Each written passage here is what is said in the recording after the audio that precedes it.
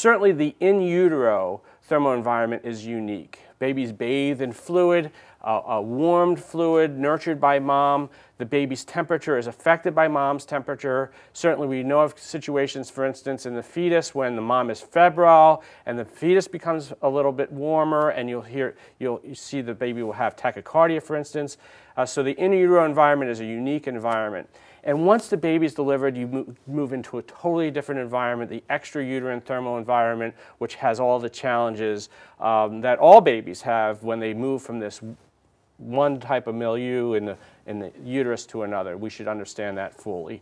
And then you have to understand the concept of a neutral thermal environment, very critical in the management of babies.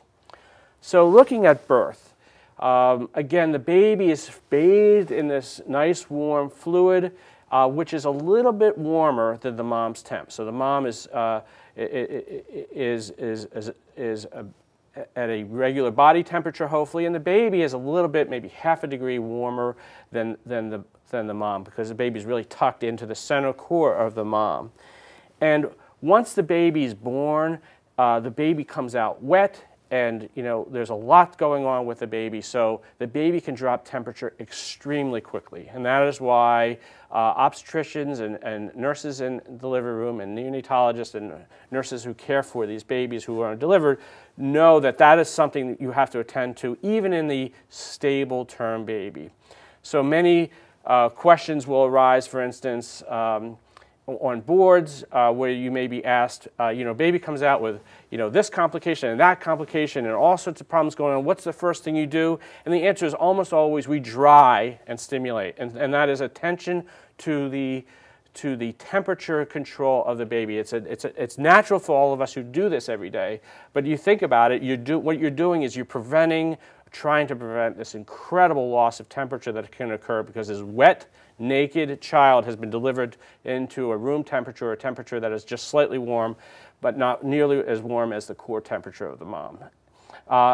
In addition to drying the baby, you put the baby under a warmer. So all babies are delivered in an environment which should have access to warmth, and that too is designed to prevent this great drop in temperature. So although it's sort of second nature to everybody, there's a great deal of attention given to thermoregulation of the baby once delivered, whether it be term or preterm. And actually, recent studies have shown that we do okay, but sometimes babies come up even with all that relatively cold to intensive care nursery. And so there is much more attention now, more recently, on the thermoregulatory environment in the delivery room. Now let's explore a little bit this extrauterine thermal environment. So you have lots going on. We've talked a little bit about this, relatively cold and dry environment that the baby's now delivered to. And when you talk about the environment, you want to know a couple things. One is, what is the temperature of the environment? So, we've walked into nurseries and they felt warm one day or cold another day, and that obviously is going to impact babies. What is the humidity of the environment, whether it be in the nursery itself or in the incubator? That's obviously very important. Air velocity. Studies have shown that air can through its convection will move temperature quite drastically at the skin level. So whereas the skin may be at a certain temperature 1 second, if air velocity flows over it, the temperature is changed. And so certainly you want to know about any winds, etc. And studies have shown in preterm infants that just walking by an infant who is sitting out on a radiant warmer, for instance, exposed to that wind current can have drastic changes in their temperature. Objects in direct contact of the baby will affect the temperature of the baby, so the bedding, anything the baby is touching, and objects not in direct contact will also affect the temperature of the baby. So how warm the window is will impact on what the baby is experiencing. We've all had the experience of having being in a window when the cloud moves away and the sun starts beating on the window and we feel a change in warmth. That too can occur obviously to babies in an intensive care unit. So a baby sitting next to a window on a sunny day will have a different environment than a baby against the wall or a baby against the window on a cold wintry day. You know, for many of us, thermoregulation seems to be the forgotten parameter.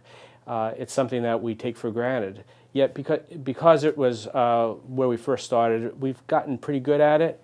We're not great at it. And it's something we need to consider and reconsider as we move forward. Temperature is an incredibly important vital sign. How we manage the babies is an incredibly important approach that we need to look at as we try to fine-tune our care, improve our care, and make sure babies have the best outcome. So the forgotten vital sign really is the temperature, and the forgotten technology really is heating and incubation and warming the baby, and that's something we have to really bring back. Now let's talk a little bit about how this environment, this extra uterine environment, is impacting the baby and what our goal is in terms of thermoregulation. And when you think about it, the goal really is this magical concept of a neutral thermal environment as described in this slide, which is a relatively narrow range of temperature where the baby is really perfect. So the baby has perfect control of the amount of heat they're producing and amount of heat that they need to consume so that the metabolic rate is the lowest possible. And if you look at an old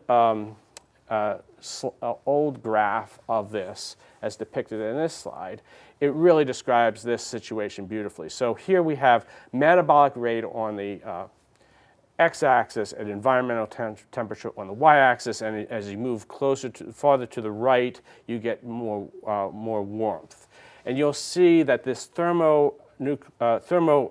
range, this range of thermoneutrality that you want, is in that little gray box at the bottom of the green larger box. And that's an area where the temperature is just perfect. So let's look at first the blue area, which is where the baby is too cold.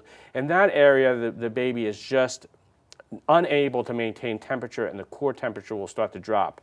And as you look at the graph of the metabolic rate, you'll see it's going up initially, and then as the baby chills further, it will decrease as the baby's metabolism stops, and the baby ultimately will succumb. And similarly, in the red zone where the baby's too hot, the baby's metabolic rate will increase as they're trying all they can to get rid of this excess temperature, but ultimately that too will fail, and the baby will have a great deal of difficulty if they're too warm. The green area is the area of most interest, and the area that, frankly, we live in most of the time. Babies are living in temperature areas, unless there's a mistake, most of the time in this green area. But within the green area, you really have two areas that are of interest. And the gray area is the one we want to be in. So as you move a little bit to the left on the green box, you'll see temperature ranges where the baby can have a normal core temperature, but is not in the range of thermoneutrality. So they're doing things to stay warm, and they're able to maintain the core temperature, but at the expense of an increased metabolic rate. So they may be moving around a little bit more or doing other things to try to maintain their temperature, which is a disadvantage to the baby and to you, the caretaker, because the baby is expending energy they don't need to expend. So if you just warmed that environment up a little bit and got to thermoneutrality, that baby would have a lower metabolic rate and hence would do better clinically. So we want to get to this box, this gray box. How do you know when you're in the box?